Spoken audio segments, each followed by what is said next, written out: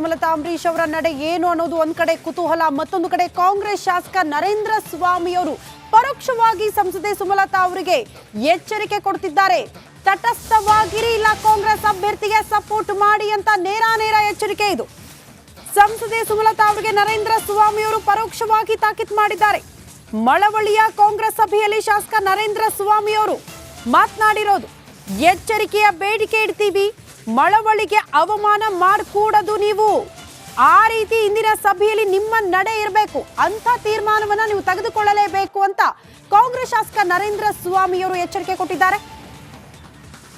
ನಾನು ಈ ವೇದಿಕೆಯಿಂದ ಸುಮಲತಾ ಅವರಿಗೆ ಜ್ಞಾಪಿಸಕ್ಕೆ ಬಯಸ್ತೇನೆ, ಈ ಮಳವಳ್ಳಿಯ ಏನಂತ ಯಾರು ಸೊಸೆ ಅಂದ್ರು, ಮಳವಳ್ಳಿ ಹುಚ್ಚೇಗೌಡರು ಸೊಸೆ, ಮಳವಳ್ಳಿ ಸ್ವಾಭಿಮಾನನ ಕಳಿಕೊಡ್ದು ನಿನ್ನ ವಿರೋಧ ಮಾಡಿದಂತ, ಹೀಯಾಳಿಸ್ತಂತ, ಅವಮಾನಿಸ್ತಂತ ಅವ್ರಿಗೆ ಉತ್ತರ ಕೊಟ್ಟಂತ, ಅತಿ ಹೆಚ್ಚು ಮತ ಕೊಟ್ಟಂತ ನೆಲ ಮಳವಳ್ಳಿ. ಈ ಮಳವಳ್ಳಿಗೆ ಅವಮಾನ ಮಾಡಿಕೊಡ್ದು ಎಚ್ಚರಿಕೆಯಲ್ಲಿ ಸುಮಲತಾ ಅವ್ರಿಗೆ ಈ ವೇದಿಕೆಯಿಂದ ಬೇಡಿಕೆ ಹಾಕ್ತೀನಿ. ನೀವು ಚುನಾವಣೆ ಯಾರು ಪರವಾಗಿ ಬರ್ತಿರೋ ಬರೋದಿಲ್ಲೋ ನನಗೆ ಚಿಂತೆ ಇಲ್ಲ, ಮಳವಳ್ಳಿಗೆ ಅವಮಾನ ಆಗದಂತೆ ನಿಮ್ಮ ನಡೆ ಇರಲಿ. ನಾಳೆ ನಿಮ್ಮ ಸಭೆ ಇದೆ, ನಿಮ್ಮ ಸಭೆಯಲ್ಲಿ ತೀರ್ಮಾನ ಏನಿರಬೇಕು ಅಂದ್ರೆ, ಆವತ್ತು ಸ್ವಾಭಿಮಾನದ ಮಾತಾಡಿದ್ರಲ್ಲ, ನಿಜವಾದ ಸ್ವಾಭಿಮಾನನ ಉಳಿಸ್ಕೊಳ್ತಕ್ಕಂಥ ಮಂಡ್ಯದ ಗೆಲುವನ್ನು ನಾವು ಕೇಳ್ತಾ ಇದ್ದೀವಿ, ಮಂಡ್ಯದ ಅಭ್ಯರ್ಥಿಯನ್ನು ತಂದು ಕೂರಿಸಿದ್ದೀವಿ, ಮಂಡ್ಯದ ಗೆಲುವನ್ನು ನಾವು ಕೇಳ್ತಾ ಇದ್ದೇವೆ. ನಾವು ಲೋಕ ದಂಗಲ್ನಲ್ಲಿ ಸುಮಲತಾ ಸೈಲೆಂಟ್ ಅಸ್ತ್ರವನ್ನ ಬಳಕೆ ಮಾಡ್ತಾ ಇದ್ದಾರೆ. ಇವತ್ತು ಸುಮಲತಾ ಸಭೆಯನ್ನ ಕರೆದಿದ್ದಾರೆ, 2:30 ಸುಮಾರಿಗೆ ಸಭೆಯನ್ನ ನಡೆಸ್ತಾರೆ. ಇವತ್ತು ಎಲ್ಲ ಪ್ರಶ್ನೆಗಳಿಗೂ ಉತ್ತರ ಸಿಗುತ್ತಾ ಅನ್ನುವಂತಹ ಪ್ರಶ್ನೆ ಇದೀಗ ಕಾಡ್ತಾ ಇದೆ. ಮತ್ತೊಮ್ಮೆ ಪಕ್ಷೇತರವಾಗಿ ಲೋಕ ಅಖಾಡಕ್ಕೆ ಇಳಿತಾರ, ಬಿಜೆಪಿ ಜೊತೆ ಸೇರಿ ಮೈತ್ರಿ ಧರ್ಮ ಪಾಲನೆ ಮಾಡ್ತಾರ. ಇಂದು ಸುಮಲತಾ ನಿವಾಸದಲ್ಲಿ ಮಹತ್ವದ ಸಭೆ ನಡೆಯುತ್ತೆ. ಮಂಡ್ಯದಿಂದ ಸುಮಲತಾ ನಿವಾಸಕ್ಕೆ ಕಾರ್ಯಕರ್ತರು ಆಗಮಿಸ್ತಾ ಇದ್ದಾರೆ. ಕಾರ್ಯಕರ್ತರಿಗೆ ಆಸನ ವ್ಯವಸ್ಥೆಯನ್ನ ಕೂಡ ಸುಮಲತಾ ಅಂಬರೀಶ್ ಮಾಡಿದ್ದಾರೆ. ಬಿಜೆಪಿ ಮತ್ತು ಜೆಡಿಎಸ್ ಮೈತ್ರಿ ಪರಿಣಾಮ ಜೆಡಿಎಸ್ ಪಾಲಾಗಿದೆ. ಮಂಡ್ಯ ಕ್ಷೇತ್ರ ಪ್ರಬಲ ಟಿಕೆಟ್ ಆಕಾಂಕ್ಷಿಯಾಗಿದ್ರು ಒಂದ್ ಕಡೆ ಸಂಸದೆ ಸುಮಲತಾ ಅಂಬರೀಶ್ ಅವರು. ಇದೀಗ ಇವತ್ತು ಸಭೆ ಕೂಡ ಆಗತ್ತೆ.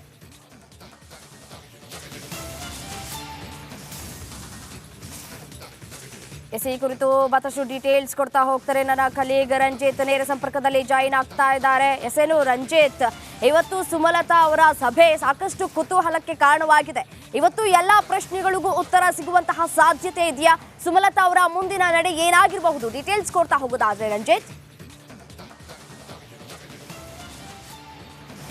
ಖಂಡಿತವಾಗ್ಲೂ ಕೂಡ ರಮ್ಯಾ, ಇವತ್ತು ಒಂದು ಮಹತ್ವದ ಸಭೆ ಮತ್ತೆ ನಿರ್ಣಾಯಕ ಸಭೆ ಇದು. ಇಷ್ಟು ದಿನಗಳ ಕಾಲ ಸುಮಲತಾ ಅಂಬರೀಶ್ ಅವರು ಬಹಳ ತಟಸ್ಥರಾಗಿದ್ರು, ಏನಾಗುತ್ತೆ ನೋಡೋಣ ಅಂತೇಳಿ ಅಂದ್ಕೊಂಡಿದ್ರು. ಆದರೆ ಮಂಡ್ಯದಲ್ಲಿ ಮತ್ತೆ ಸ್ಪರ್ಧೆಯನ್ನು ಬಯಸಿದ್ದಂಥ ಸುಮಲತಾ ಅಂಬರೀಶ್ ಅವರಿಗೆ ನಿರಾಸೆ ಆಗಿತ್ತು. ಕುಮಾರಸ್ವಾಮಿ ಅವರು ಮೈತ್ರಿ ಅಭ್ಯರ್ಥಿಯಾಗಿ ಟಿಕೆಟನ್ನು ಪಡೆದುಕೊಂಡ್ರು. ಆ ನಿಟ್ಟಿನಲ್ಲಿ ನಿನ್ನೆ ಕುಮಾರಸ್ವಾಮಿ ಅವರನ್ನ ಬೆಂಬಲಿಸಬೇಕು ಮತ್ತು ಮಂಡ್ಯದಲ್ಲಿ ಪ್ರಚಾರಕ್ಕೆ ಬರಬೇಕು ಅಂಥೇಳಿ ವಿಜಯೇಂದ್ರ ಅವರು ಸುಮಲತಾ ಅವರ ಇದೇ ನಿವಾಸಕ್ಕೆ ಬಂದಿದ್ದರು. ವಿಜಯೇಂದ್ರ ಅವರು ಬಂದು ಹೋಗಿ ಆದ ನಂತರ ಸುಮಲತಾ ಅವರು ಮಾಧ್ಯಮದ ಮುಂದೆ ಮಾತನಾಡ್ತಾ ಹೇಳ್ತಾ ಇದ್ರು, ನಾನು ಒಂದು ನಿರ್ಣಯವನ್ನು ಮಾಡಿದ್ದೇನೆ, ಅದೇನು ಅನ್ನೋದನ್ನು ನಾಳೆ ಹೇಳ್ತೀನಿ 2 ಗಂಟೆಗೆ ಅನ್ನೋದು. ಆ ನಿಟ್ಟಿನಲ್ಲಿ ಮಂಡ್ಯದಿಂದ ಸುಮಾರು ಅವರ ಕ್ಷೇತ್ರದಿಂದ ಸುಮಾರು 50ರಿಂದ 60 ಜನ ಬರ್ತಾರೆ ಅಂಥೇಳಿ ಅಂದ್ಕೊಂಡಿದ್ರು. ಆದರೆ ಇವತ್ತು ಬೆಳಿಗ್ಗೆ ಸಿಕ್ಕಿರುವಂಥ ಮಾಹಿತಿ ಸುಮಾರು 150ರಿಂದ 200 ಜನ ಕಾರ್ಯಕರ್ತರು, ಅವರ ಬೆಂಬಲಿಗರು ಸುಮಲತಾ ಅಂಬರೀಶ್ ಅವರ ನಿವಾಸಕ್ಕೆ ಬರ್ತಾರೆ. ಆ ನಿಟ್ಟಿನಲ್ಲಿ ಸುಮಲತಾ ಅಂಬರೀಶ್ ಅವರ ನಿವಾಸದಲ್ಲಿ ಇವತ್ತು ಹೈ ವೋಲ್ಟೇಜ್ ಮೀಟಿಂಗ್ 2 ಗಂಟೆ 30 ನಿಮಿಷಕ್ಕೆ ನಡೆಯುತ್ತೆ. ಇದು ಸುಮಲತಾ ಅವರ ನಿವಾಸ. ಸುಮಲತಾ ಅಂಬರೀಶ್ ಅವರು ಮಧ್ಯಾಹ್ನ 1 ಗಂಟೆಗೆ ತಮ್ಮ ನಿವಾಸಕ್ಕೆ ಬರ್ತಾರೆ. ಬೇರೆ ಮಂಡ್ಯದಿಂದ ಬರುವಂಥ ತಮ್ಮ ಬೆಂಬಲಿಗರಿಗೆ ಎಲ್ಲ ವ್ಯವಸ್ಥೆಯನ್ನು ಮಾಡಿದ್ದಾರೆ. ಊಟದ ವ್ಯವಸ್ಥೆಯಿಂದ ಹಿಡಿದು ಎಲ್ಲ ವ್ಯವಸ್ಥೆಯನ್ನು ಮಾಡಿದ್ದಾರೆ. ಈಗಷ್ಟೇ ಕುರ್ಚಿ ಟೇಬಲ್ಗಳು ಸುಮಲತಾ ಅವರ ಮನೆಯ ಒಳಗಡೆ ತೆಗೆದುಕೊಂಡು ಹೋಗಿದ್ದಾರೆ. ಇನ್ನು ಬಹಳ ಕುತೂಹಲ ರಮ್ಯಾ, ನೀವು ಹೇಳ್ದಂಗೆ ಒಂದು ಜಿದ್ದಾಜಿದ್ದಿನ ಪೈಪೋಟಿ ಮಂಡ್ಯದಲ್ಲಿದ್ದರೆ ತ್ರಿಕೋನ ಸ್ಪರ್ಧೆ ಆಗುತ್ತಾ ಅನ್ನೋದು ಇವತ್ತು ನಿರ್ಧಾರ ಆಗುತ್ತೆ. ಒಂದು ಕಡೆಯಲ್ಲಿ ಸ್ಟಾರ್ ಚಂದ್ರು, ಮತ್ತೊಂದು ಕಡೆಯಲ್ಲಿ ಕುಮಾರಸ್ವಾಮಿ. ಈಗ ಸುಮಲತಾ ಅನ್ನೋದು ತಟಸ್ಥರಾಗಿ ಮೈತ್ರಿ ಅಭ್ಯರ್ಥಿಗೆ ಬೆಂಬಲಿಸಿದ್ದೆ. ಆದರೆ ಮುಂದಿನ ದಿನಗಳಲ್ಲಿ ಒಂದು ಹೈ ವೋಲ್ಟೇಜ್ 2 ಕಣ ಅಂದರೆ JDS ಮತ್ತು ಕಾಂಗ್ರೆಸ್ ನಡುವೆ ಇದ್ದರೆ, ಮೈತ್ರಿ ಅಭ್ಯರ್ಥಿ ಕಾಂಗ್ರೆಸ್ ನಡುವೆ ಇದ್ದರೆ ಸುಮಲತಾ ಅವರು ಸ್ಪರ್ಧೆ ಮಾಡ್ತಾರೆ ಅನ್ನೋದು ಇವತ್ತು ಭಾರಿ ಕುತೂಹಲ ಇದೆ. ನರೇಂದ್ರ ಸ್ವಾಮಿ ಅವರು ನಿನ್ನೆ ಹೇಳ್ತಾ ಇದ್ರು, ಮಳವಳ್ಳಿಯ ಹುಚ್ಚೇಗೌಡರ ಸೊಸೆ ಸೈಲೆಂಟ್ ಆಗಿರಬೇಕು, ಇಲ್ಲ ಕಾಂಗ್ರೆಸ್ಗೆ ಬೆಂಬಲವನ್ನು ಕೊಡಬೇಕು.